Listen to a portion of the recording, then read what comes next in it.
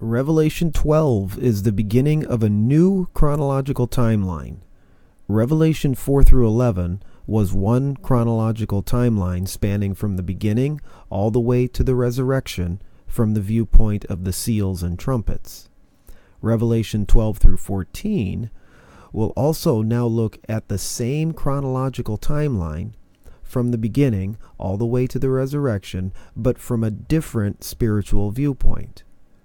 We will see many parallels in these next 3 chapters with what we've already seen in the last 8 chapters.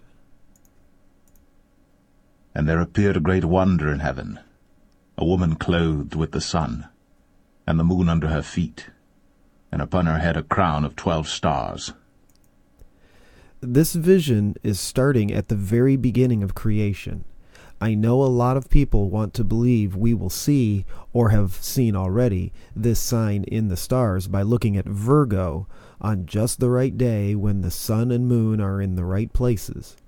But considering the chronology of these chapters, I don't think that's what was intended here. Everybody wants to know who this woman is. Some say it's the church, some say it's Israel. I say it's representative of Eve and Israel and the church. They're all ultimately the same thing. More technically, the woman represents the human lineage of Jesus Christ. That lineage is represented by a female in the same way that the nation of Israel was considered to be God's wife, and the church is considered to be the bride of Christ. And she being with child cried, travailing in birth, and pained to be delivered. This verse is directly comparable to the curse pronounced on Eve in Genesis 3:16. Eve is the mother of all living, and therefore part of the lineage of Jesus Christ. And there appeared another wonder in heaven. And behold, a great red dragon, having 7 heads and 10 horns, and 7 crowns upon his heads. And here's our villain. The same villain from the Garden of Eden who tricked Eve. His heads, horns, and crowns will be discussed again elsewhere. And his tail drew the 3rd part of the stars of heaven, and did cast them to the earth. And the dragon stood before the woman which was ready to be delivered, for to devour her child as soon as it was born. It is commonly taught that 1/3 of the angels rebelled along with Lucifer, and this is the only verse that teaching comes from. I'm not so sure that's what it means, but it might. Whatever it means, it happened before Jesus was born. It could be referring to the angels which kept not their first estate, as it says in Jude 6, or it could be referring to literal astronomical events linked to Noah's flood, the days of Peleg, Joshua's long day, and or Hezekiah's sundial. And she brought forth a man-child, who was to rule all nations with a rod of iron. And her child was caught up unto God and to his throne. And here's our Lord Jesus Christ.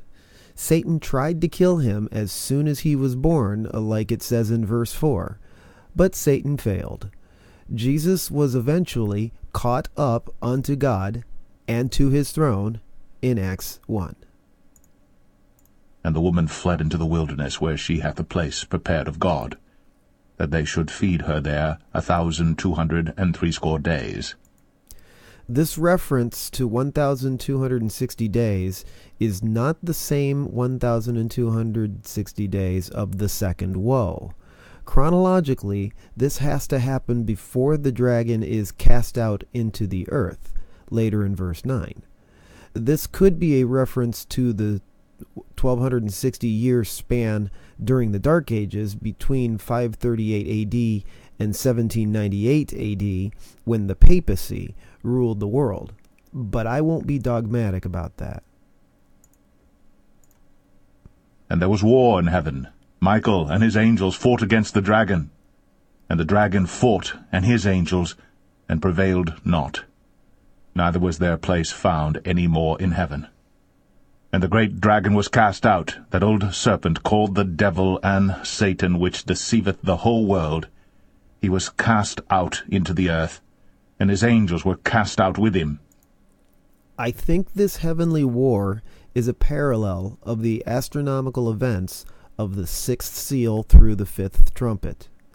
It's at the fifth trumpet when I believe Satan and his angels fall from heaven unto the earth and open the bottomless pit.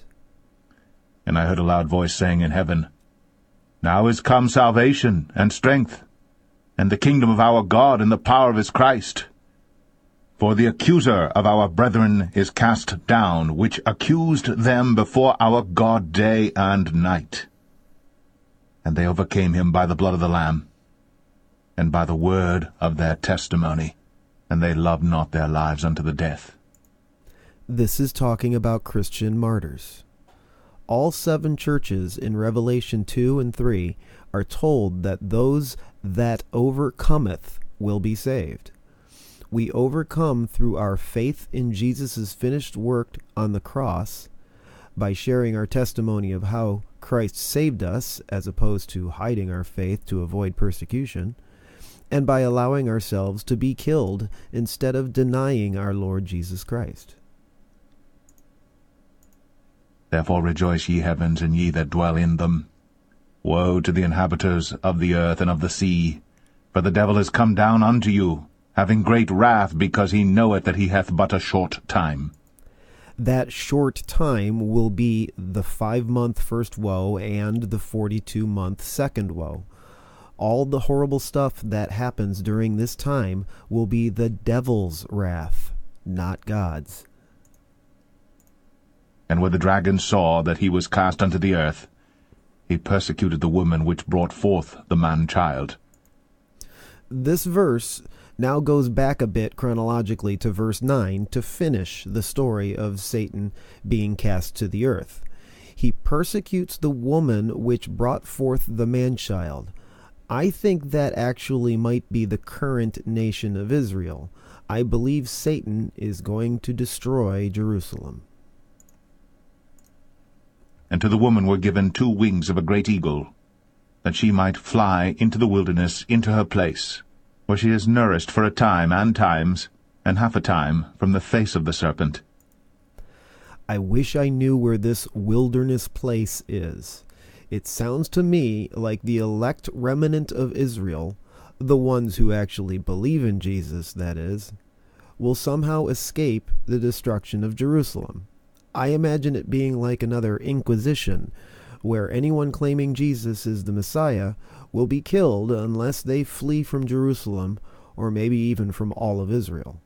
This time, times, and half a time would be the same time as the second woe. And the serpent cast out of his mouth water as a flood after the woman, that he might cause her to be carried away of the flood. And the earth helped the woman, and the earth opened her mouth, and swallowed up the flood which the dragon cast out of his mouth. This hasn't happened yet, of course, so I can only speculate what it might be. There are some serious fault lines running directly through Israel and the Mediterranean Sea. I envision Jerusalem being the victim of an earthquake which also causes a tsunami. The fault lines might open up enough to deal with the floodwaters. Only time will tell how this really gets fulfilled. And the dragon was wroth with the woman, and went to make war with the remnant of her seed, which keep the commandments of God, and have the testimony of Jesus Christ. And that would be us Christians. After this flood occurs, then Satan will just go crazy against the church.